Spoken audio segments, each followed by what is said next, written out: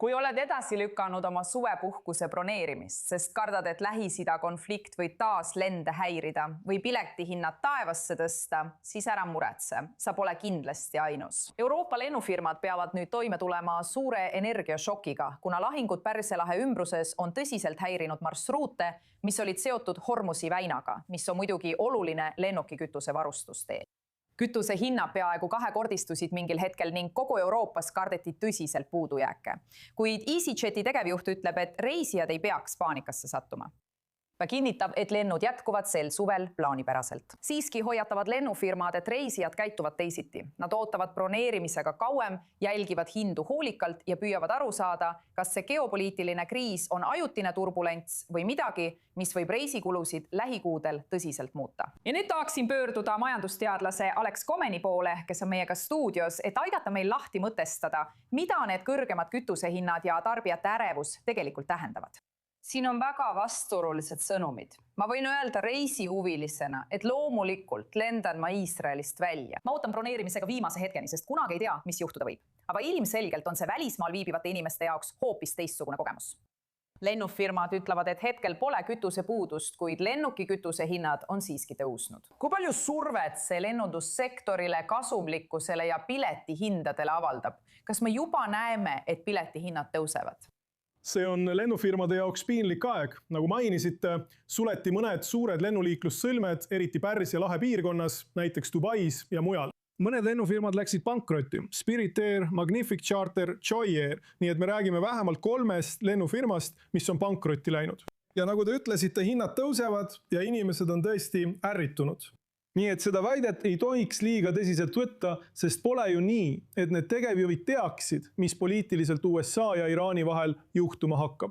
Nad ei tea, mis saab Hormuzi väinaga või millegi sellisega. Nad lihtsalt tahavad inimesi rahustada, öelda, et palun ostke piletid varakult, et me saaksime rahulikult magama minna, teades, et me saame oma lennud täis. See, millega nad saavad arvestada, on see, et maailma majandus on väga agressiivne. Nii et kui nafta hinnad tõusevad, ilmuvad äkki uued naftaallikad, eriti USA-st, on saanud suur nafta ja gaasi eksportija. Sama asi on Lõuna-Ameerikaga ja nii edasi. Kuna nafta Pärsia lahes on väga odav, kuid nüüd on lahe piirkond Hormuzi väina tõttu piiratud, muutub kallim nafta äkitselt konkurentsivõimeliseks. Ja see on suurepärane, sest äkitselt aitab pakkumine mingil määral Hormuzi väinaga seotud probleemi leevendada. Nii et ma arvan, et see on hea uudis, kuid seda tuleks võtta teatava ettevaatusega. Teate, me kuuleme muidugi teateid, et inimesed broneerivad lende hiljem. Jällegi, nagu ma ütlesin, minu enda kogemus, olen isegi selles süüdi olnud, lihtsalt kogu selle konflikti ebakindluse tõttu. Mida see meile praegu tarbijakindluse kohta ütleb ja kas me näeme, et lennufirmad, kogu tööstus on juba löögi saanud? Nad on tõesti löögi saanud. Paljud lennufirmad on raha kaotanud. EasyJet kaotas raha, Air France, Qatar Airways kaotasid palju raha tühistatud lendude tõttu. Seega on päris mitmed lennufirmad raskustes. Mõned lennufirmad maandasid naftahinna riski, mis on nende jaoks oluline. Nii et mõned lennufirmad mõtlesid ette ja hoolitsesid selle eest. Teine probleem on nõrk dollar, sest paljudele lennufirmadele makstakse dollarites ja see võib nende bilansile halvasti mõjuda sõltuvalt sellest, kuidas nad maksavad nafta või teiste teenuste eest, mida nad saavad. Nii et see on väga tormiline valdkond, milles nad tegutsevad. Mõnikord nimetatakse seda täiuslikuks stormiks, kui on naftapuudus, kallis nafta ja dollar, mis langeb kiiresti.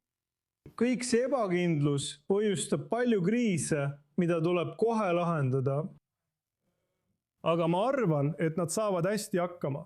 Mõnel neist on isegi spetsiaalsed tarkvararakendused kriiside haldamiseks, mis algselt töötati välja ilmastikukriiside jaoks, kuid need sobivad suurepäraselt ka nafta, sõja ja kõigi teiste tegurite puhul. Hästi.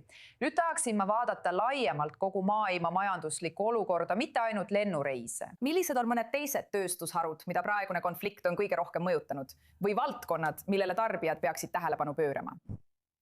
Ma mõtlen, et tööstusharud, mis vajavad palju energiat, üks uus selline tööstusharu on tehisintellekti tööstus. Sest nad kasutavad tohutuid arvutiparke, mis teevad kogu töötuse suurte keelemudelite jaoks. nii et me räägime tohututest arvutiparkidest, mis tarbivad palju energiat. Energia on väga kallis ja seda on viimasel ajal raskem saada.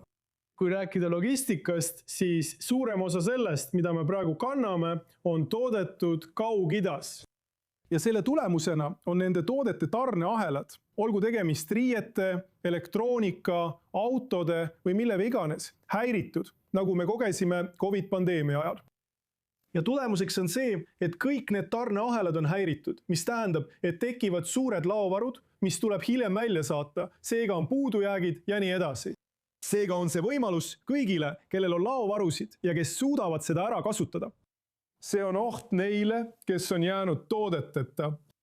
Need ongi peamised tööstusharud, mida see mõjutab. Hästi. Tahaksin sind tänada, Alex, et meiega liitusid. Minu rõõm, ma arvan, et me kõik hoiame pöialt, et saaksime selgust, kas saame oma järgmisele puhkusele taskukohaselt minna. Me väärime seda.